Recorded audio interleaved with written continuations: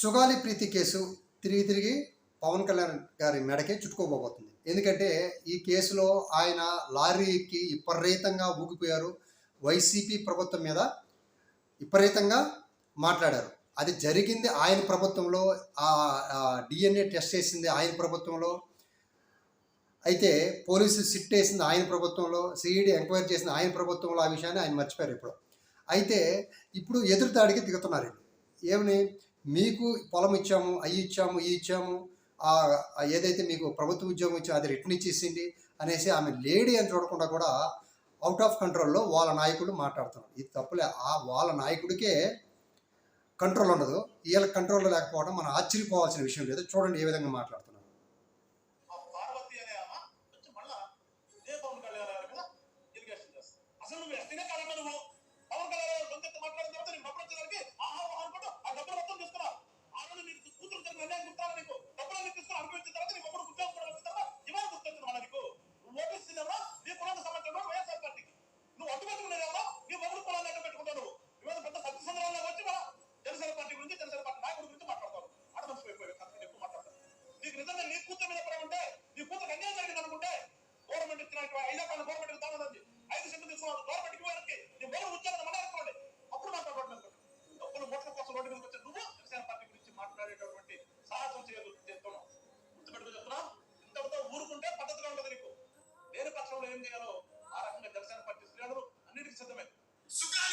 చూడండి ఏ విధంగా రెచ్చగొడుతున్నారు. జనసేన శ్రేణులు అన్నిటికీ సిద్ధం. అంటే ఆమెని ఎదురుదాడికి తిరిగి ట్రోలింగ్కి రెడీ అయిపోయారు.